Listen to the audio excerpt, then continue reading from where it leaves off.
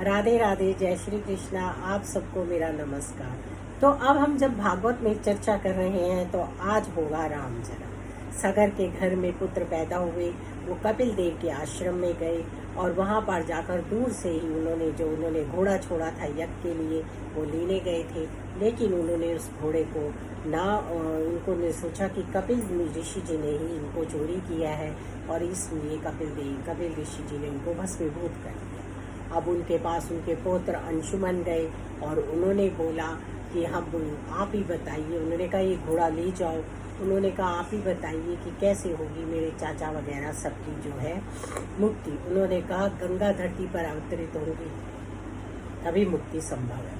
तो इस तरह से अंशुमन, दलीप, इन सब ने इतनी सेवा तप किया और सबका तप मिलकर भगीरथ ने जब तप शुरू किया तो भगीरथ को भगवान शंकर ने दर्शन दिए और उन्होंने कहा कि धरती पर गंगा आए।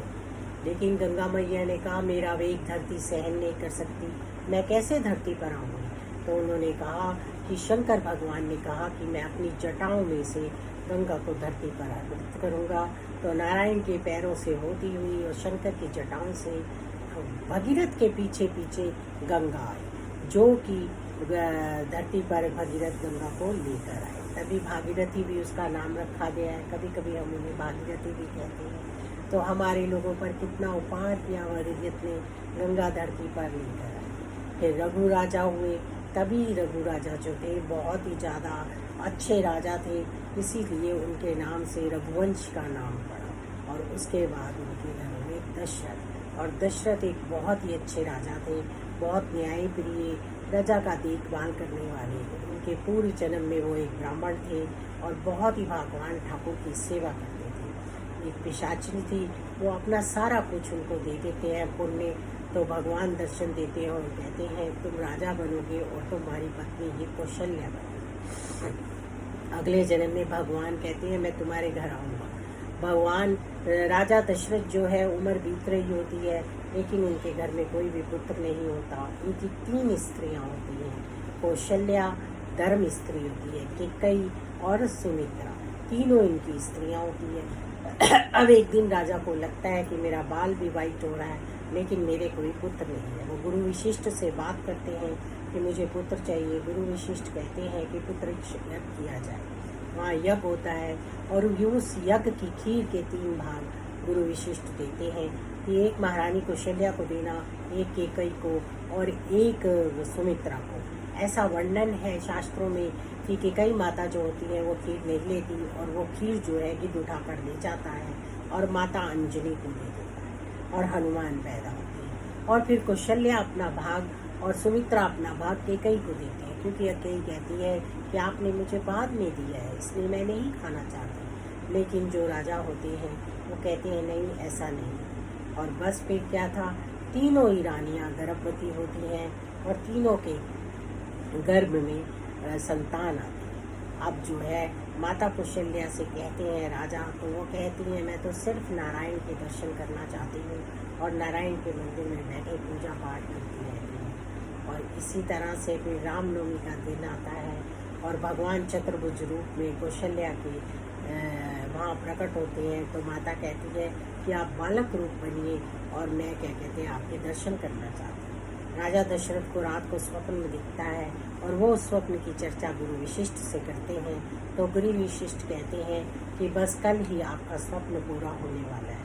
भगवान उन्हें नन्हे नन्हे पाँव से चलते हुए नजर आते हैं। कौशल्या माता है, दोपहर का 12 बजे का टाइम है। सूर्य नारायण के टाइम में भगवान राम आए थे। वो सूर्यवंशी हैं, रघुवंशी हैं। तो फिर वो क्या कहते हैं, कौशल्या माता जो है वो कहती है कि बालक बनिए और वो छोटे से नन्हे मुन्ने बालक बन जाते हैं और रुदन की आवाज़ आती है। और जैसे ही जो रुदन की आवाज़ आती है तो दासी दौड़ी हुई जाती है और दशरथ जी को कहती है कि आपके घर में पुत्र हुआ है। तो दशरथ जी की सीमा नहीं रहती, किसी तरह राम का जन्म होता है। और कौशल्या माता अपना रानी हाथ दासी को देती हैं। दासी लेने से मना करती है कि मुझे तो इसकी दासी बना देना, मैं तो इनके साथ खेलना चाहती हूँ। लेकिन कौशल्या माता कहती है मैं खुशी से दी हुई हूँ, तो वो रख लेती। अब इस तरह से राम का जन्म होता है। गुरु विशिष्ट को पता चलता है और वो राम के दर्शन के लिए दौड़े चले आते हैं। शंकर भगवान तो सुबह से ही गलियों में चक्कर लगा रहे होते हैं। ऋषि मुनि सब राम के दर्शन करना चाहते हैं, बालक रूप में नारायण भगवान के दर्शन करना चाहते हैं और भगवान राम का जन्म होता है। तो चलिए सियावर रामचंद्र भगवान की जय। नन्हे मुन्ने बालक चल रहे हैं, कौशल्या हितकारी हैं, डोल रहे हैं और जो हमारे दशरथ जी हैं बहुत खुश हैं। इसी तरह से चारों बालक पैदा होते हैं।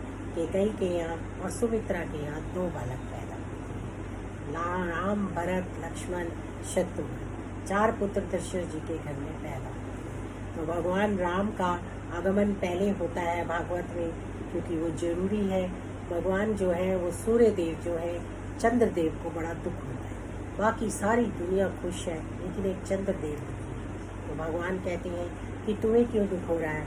तो वो कहते हैं सूर्य देव जाने का नाम ही नहीं ले रहे हैं, वो जाए तो मैं आपके दर्शन करूं। भगवान के दर्शन की इतनी इच्छा होती है सबको, कितने सुंदर चलते हैं वो ठुमक ठुमक पायल पहन कर।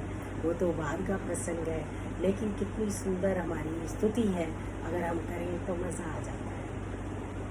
अब क्या होता है कि वो सूर्य नारायण को कहते हैं, तो राम जो हैं वो भगवान से कहते हैं कोई बात नहीं, अभी मैं सूर्य टाइम में आया हूँ, द्वापर में मैं रात को मत आऊँगा और तब तुम्हें दर्शन सबसे पहले दूंगा और तुम ही दर्शन करोगे मेरे। और भगवान ऐसा कहते हैं और उसके बाद रात को चंद्र जो है वो भगवान के दर्शन करते हैं। तो इस तरह से राम जन्म होता है।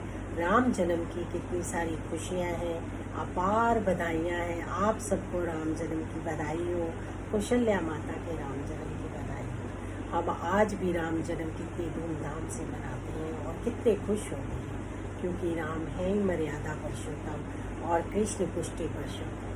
तो कृष्ण कथा में भी राम का आना बहुत ज़रूरी था, इसलिए राम आए। तो चलिए अब हम आगे की कथा अगली वीडियो में करेंगे, लेकिन उससे पहले कल गणेश महोत्सव है। आप सबको गणेश महोत्सव की बहुत बहुत शुभकामनाएं।